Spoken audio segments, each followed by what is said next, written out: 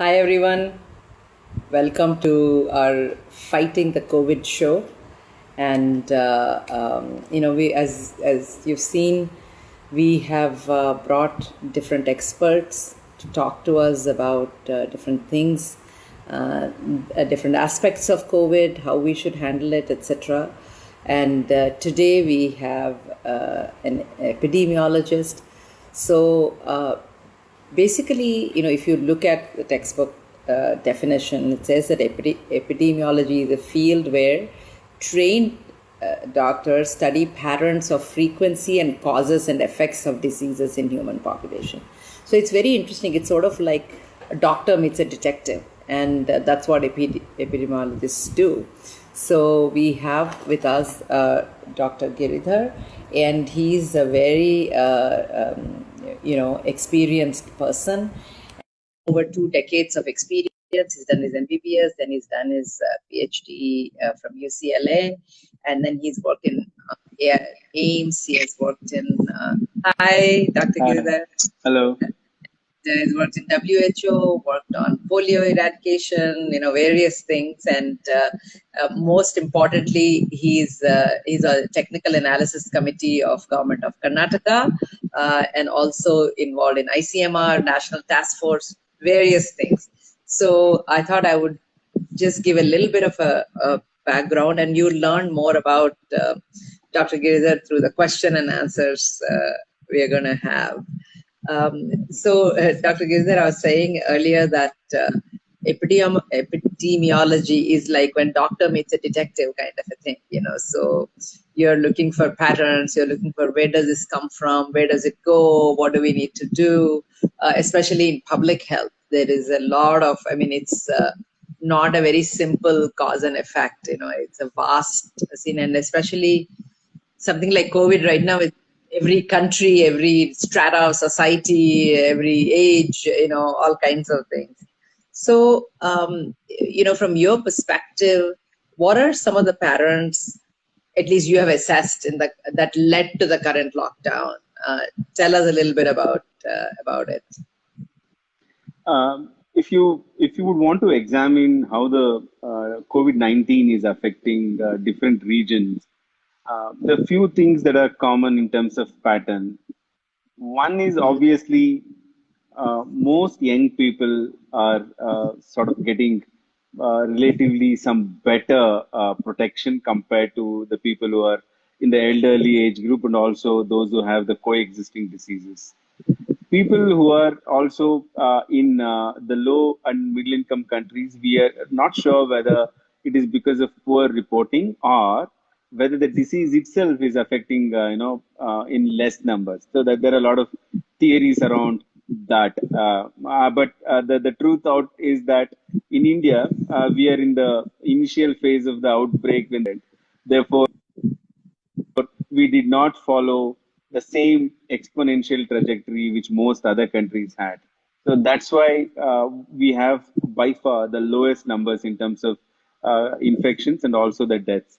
However, once the lockdown is being continued now, and then we have a date by which it has to be, removed, then one needs to think in terms of what are the measures which will help us to decide to lift the lockdown, and also in future, would we require lockdown or not? Why was lockdown imposed? What is the opportunity that we had, in the lockdown? So these are the things that each state, each district should be looking in. And that's where, as you said, the patterns of disease is more important. Whether we have found everybody who has the disease, whether we have isolated all those who have the diseases, and whether we have contact tracing has been done for every individual case that we have found. If we have done this through the lockdown, then we are safe. But if we have not done that well, then I think this is a wasted opportunity, because there's a lot of cost, right? Social cost, economic cost.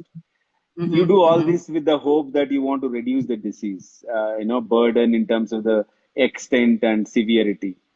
But if you have not been able to, Just to clarify, what you're saying is that we should have the purpose of the lockdown is we should have used that time to trace every last person and isolate them and any doubt at all. So we should have done those kinds of things during lockdown so that when it opens, we know at least we have contained whatever we know is the issue. Correct. So Absolutely, has that absolutely. has that happened in Karnataka? What do you think, or in India? What do you think? Have we really taken advantage of the lockdown? So, India as a country, if you have to look at how states are performing, all the southern Indian states are doing well in terms of containment. So there are two measures that we need to be aware of. One is what we call as mitigation, which is what lockdown is, where I will say we are hiding from the virus. Virus is out there, but as a community, you want to play this hide and seek game with the virus now.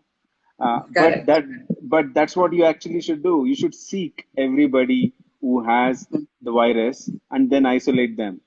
And then once you are able to do that, then you have to find everybody who is in contact with that infected person and then quarantine them. So if you are really good at playing this game where data is your guiding power, then you're safe because you have then contained the transmission.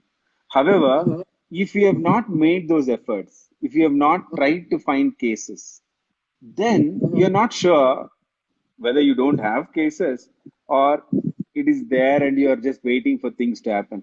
Unfortunately, in some states, they did not do good surveillance earlier in the lockdown phase. And those states are peaking now in terms of the ascending phase of the outbreak. So now, is your house safe when your neighbor's house is burning? Is the question. So you lift the So lockdown. in India, which states have done well, you think? All the southern Indian states have done well. Haryana has done well. Punjab has improved a lot, even though they had case fatality higher. Maharashtra, although everybody is talking about Mumbai, I would say the surveillance in Mumbai is far better compared to many other metros. They're able to test so many, find people who are infected. So I think I think the one message that every person will have to see is if you are saying there are green districts, there are no cases, and we are safe, that's not the way you should look as a way to contain the transmission. You need to find every case out there. So how can you have green districts when there are so many cases out there? So how Yeah. how red is the district now does not matter because for the first 2 months you would see that Kerala had the highest number of cases and everybody was saying why Kerala. But today the world is highly they're saying Kerala is the best state to copy. So not just the country, everybody is saying Kerala model should be followed. So therefore, they've got everything right. So in India, we have now this mixture of states that have done extremely well, states have done moderately well, and states that have not done really well in terms of surveillance. So when you lift the So lockdown, in a quick summary, can you tell us what are one or two things Kerala has done very differently that really were good? I think Kerala has a strong public health system. They have been able to mount the response really in a timely and in an appropriate manner. The first case when they found, from then they have taken unprecedented measures in terms of one tracking every case and then finding every contact. And if you see the kind of measures that they have taken in terms of the what they call as corona warriors, how they are helping. This word social distancing I don't like because what I we really, agree. what we really require is physical distancing, but social bonding and Bonding, social cohesion. And what social Kerala did was cohesion. exactly that. Kerala did exactly that. There was a social cohesion in terms of people trying to help each other in quarantining, trying to help the people in tracing it, saying that this is the stigmatization was minimized. There are Right. economic packages that the government did. So there are various measures. Also, the leadership, the kind of leadership that they showed in the state level in terms of how to manage this entire crisis. Even now, Kerala continues to be the model that people have to emulate. So, not one, they've done a series of things, and now there are published articles around why Kerala Mm. model is good. So we don't have to look at any other model anywhere in the world. So we have Yeah. the best models inside the country. At the same time, there are some states who have not done well in the initial phase of the outbreak. So therefore, we need to be very careful when you lift the lockdown and then you say let's open up, and Yeah.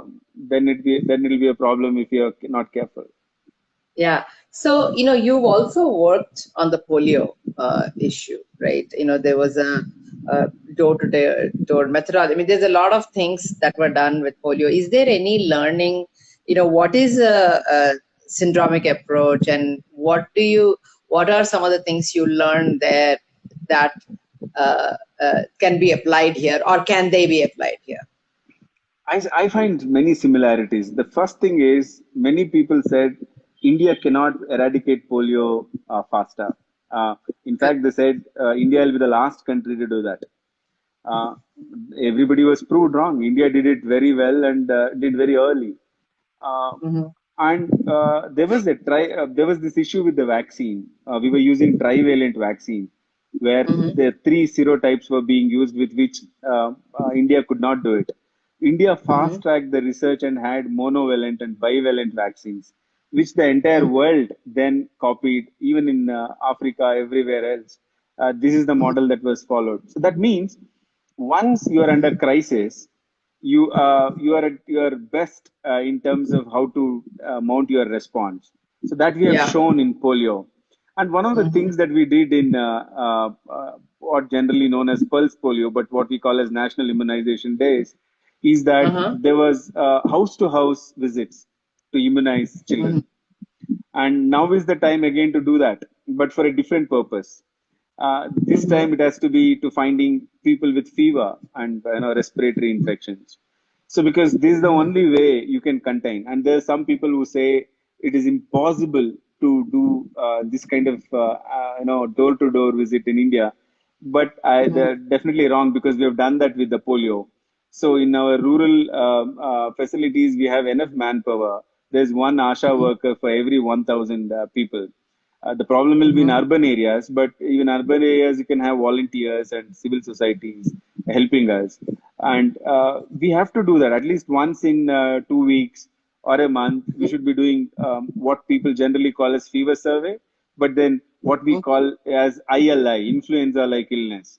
So if you are Mm-hmm. able to pick up people with fever and respiratory symptoms, and then even if Mm-hmm. you are asking them to do home isolation, we should be doing Mm-hmm. fairly well in terms of containing the transmission, plus Mm-hmm. mandatory use of masks. Now, if you see, Karnataka government has already come up with this guideline. Once you're Right. out of the house, you have to wear a mask. So that's one. And physical distancing wherever you are going, whether you are in a movie theater or you're queuing up for metro, Yeah. maintain minimum distance. So these measures will definitely help us. Yeah. Yeah. So, there is the things I hear about terms like herd immunity. Like my friends in Sweden are talking about it's not lockdown, it's not staying back. You go out and sort of somehow, every one of us is going to get it. You just get it and live with it as opposed to avoid it. So, tell us a little bit about that. This has been the most difficult question for any epidemiologist. The reason is, so far, we know herd immunity in only one way, which is through vaccine. So, what does a Mm-hmm. vaccine do?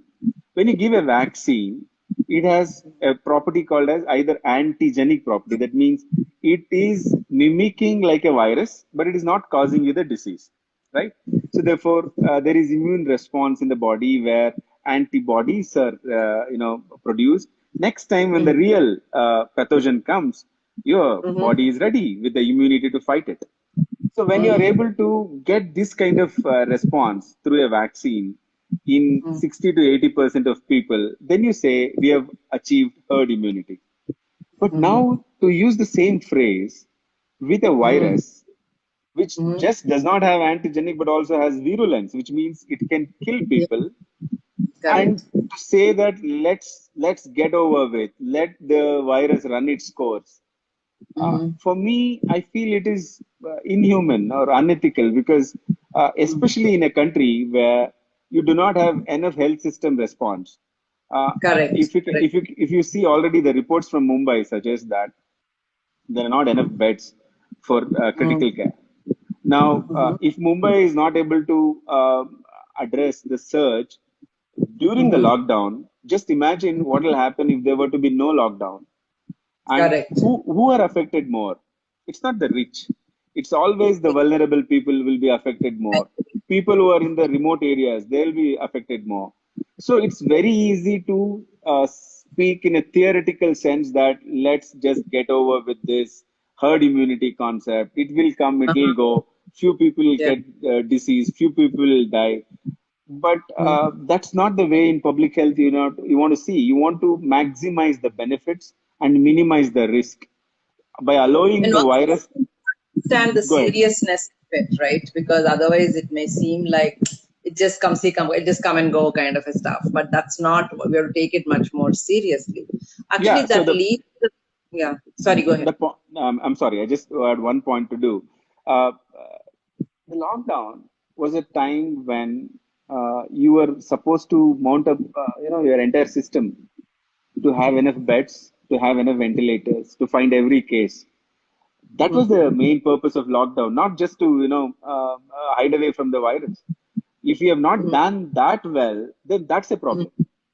Right, right. Now that leads to the thing of this whole health equity. Like in India today, there are many more private hospitals than public hospitals, right?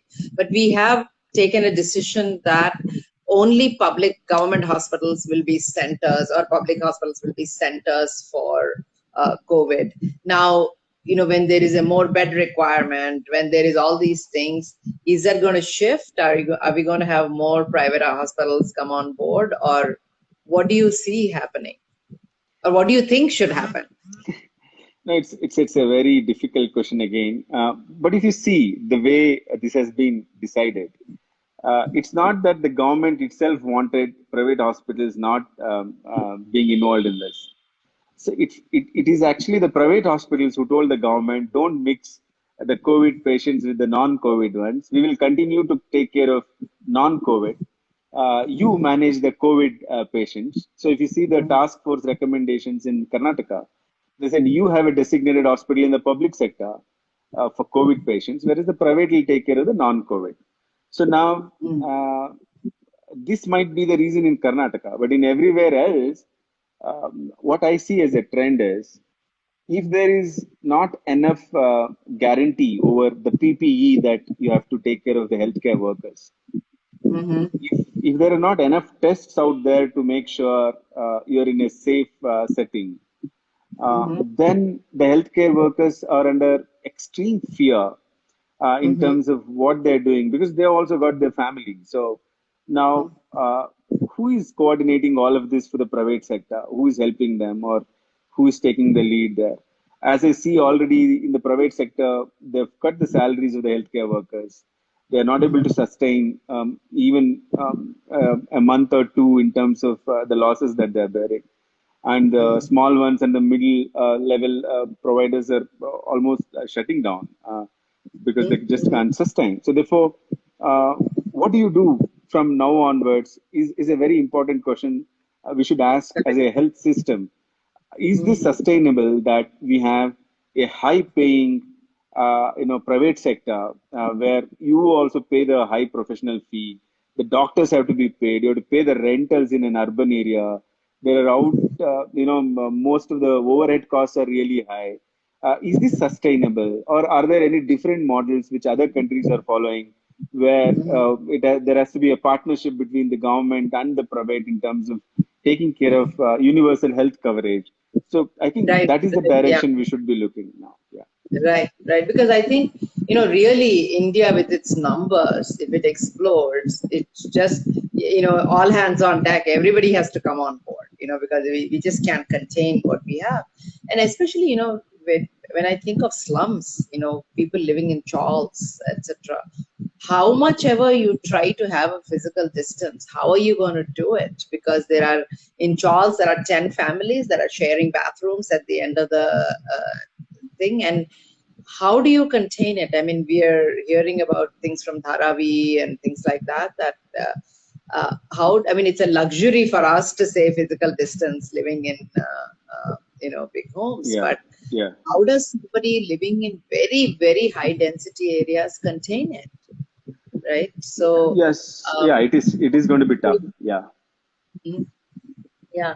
So, tell me a little bit about what do you think is going to be the exit strategy apart from a vaccine? I mean, is there any exit strategy at all without a vaccine No, out of this? vaccine or a drug which has been repurposed to use for COVID is definitely the end game sooner or later.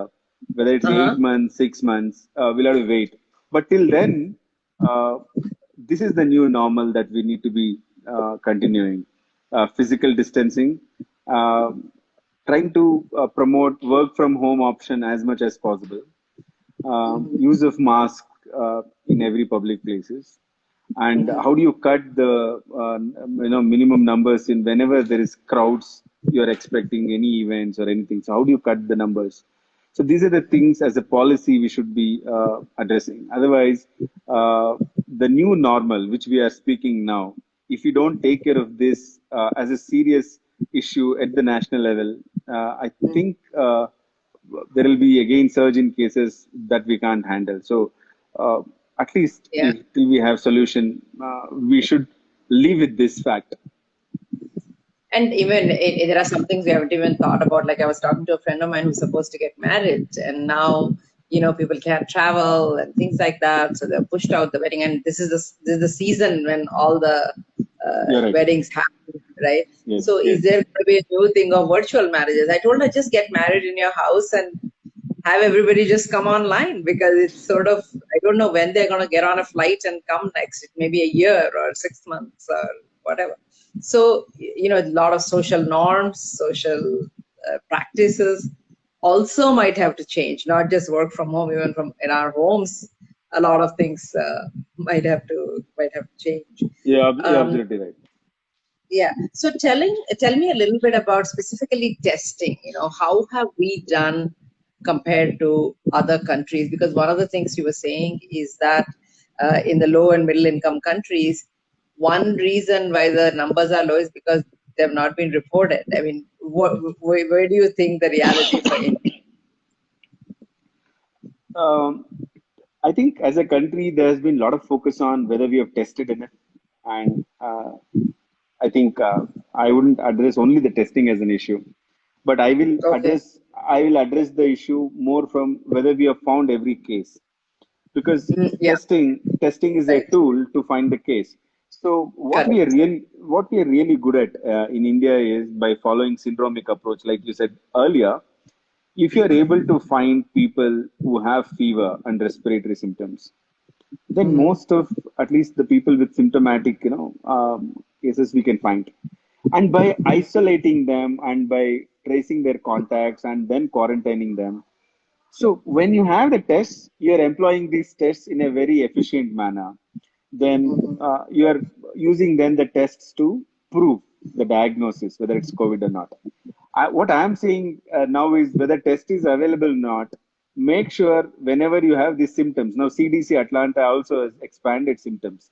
Earlier they've added 5 more symptoms, including loss of smell, things like that, which has been probably the Yeah. earliest symptom that people will notice. So if you are able to follow that approach, then you will be able to find more and then add up testing as and when available to make sure Correct. that you are isolating most cases. So Yeah. that's a useful strategy. Are we doing well? Yes, some states have done really well, as I explained earlier. There are some who have just started doing well. I think as a country, we have definitely improved over a period of time, but still there's a Mm-hmm. lot scope to improve in few states. You're talking about smell. So one of our Inc. fellows, Shannon Olson, she's in National Center for Biological Sciences here in NCBS, and they are doing actually a big survey on the correlation of smell, loss of smell, to as one of the symptoms. So it's Yes, interesting. yes. I think the new symptoms that are coming up.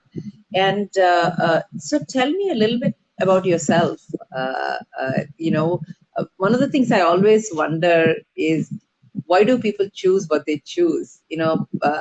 When you study medicine, I'm sure some people want to be surgeons, some people want to be this, that, etc. What made you choose epidemiology Uh, and public I, health? What attracted you to that? no, what a doctor does in a conventional setup is you take care of patients who come to the outpatient. If you're a surgeon, you do few surgeries. But in public health, we do the same thing, but not just with one or two, but millions of people. So Right. it gives you extreme satisfaction. So, for example, when I was working for World Health Organization, when you are conducting these national immunization days, in one go, you are immunizing 7 million children in one state. And the Wow. amount of planning that is required, and then the feeling that you have, you have prevented so many deaths, you have been able to contribute to reduce so many diseases. I think that's very gratifying. But in Mm-hmm. public health, it's not a glamorous job. You need to work more, probably not get that kind of recognition as you would get in clinical medicine. The amount of Mm-hmm. satisfaction and solace are uncomparable. I think you'll be a lot more happier. Epidemiology, in particular, is about Uh-huh. finding the causes of the diseases, how you are able Yeah. to control diseases, both communicable and non-communicable. How do you promote health? Because Mm-hmm. health is not merely what doctors can offer. Mm-hmm. Doctors come into the picture only when people are sick, but health is Right. uh, not just the absence of disease, but you Right. have to have well-being in each sphere. And for that, there's a lot more that in public health we do in terms of promotion of lifestyle, Yeah. vaccination, for example. How do you prevent diseases? So Mm-hmm. there's a lot more to epidemiology of communicable as well as non-communicable diseases. So I think Mm-hmm. that's where our investment should focus in the country, especially like India, because Yeah. I'll just give you an example why public health is important. Mm-hmm. We have been talking of giving a lot of money for curative medicine. A low Mm-hmm. cost surgery somewhere will cost you a few lakhs of rupees, but Mm-hmm. one in three adults have high blood pressure, and Mm-hmm. 50% of them are not diagnosed. So why Mm-hmm. we should wait till somebody gets an heart attack and then go to surgery? Why can't we prevent them from going to the surgery? And that's where public health has great role. Therefore, Correct. at each step we need to involve, Yeah. both in terms of resources and capacity. Yeah. Yeah. So Aditi is saying amazing inspiration for you. So congratulations. Thank And but I think, but my question is to you specifically. Were you inspired by somebody in epidemiology, or was it what made you say this is where I want to go? See, I really wanted to be in administration in the sense that I wanted to try Indian administrative service. I went to Delhi, but then I realized I will not be able to be achieve what I really want to do, which is service and be happy and Mhm. do what as a doctor you can do. Plus, it will take maybe 3 years just to clear the exam, and then you're not even sure whether you will be able to do it. The closest I Right. saw, the closest I saw was if you're able to be in public health, doing these programs at national level and district level. So this is how I Mm-hmm. actually got very much interested because I was already working in the community medicine department at All India Institute of Medical Sciences as a junior Right. resident. Then I got selected for WHO's program. I worked for Yeah. 6 years. Then there's no turning back. You love Correct. love your job, and then I did my masters and PhD from University of California. Right. Yeah. There's not a single day I've repented. I've been happy so far. Right. No, I think it's really amazing because I think public health is something in which we have to make a lot more investment, not just in India, all over the world. Because one of the things we were talking about is that the amount of money we pay sportsmen and actors versus the amount of money we invest in public health. It's our public health professionals, and how many people will have the opportunity to go to UCLA, how many institutions we have here that train people in public health at the same level. So really, thank you. It's been fascinating, and all the work that you're doing. I mean, we are just sitting here benefiting from all the work that you're doing. So thank you so much for Thank you everything, so Dr. much. Thank you. Okay. Thank you. Bye-bye. Bye. So thanks everybody for joining us.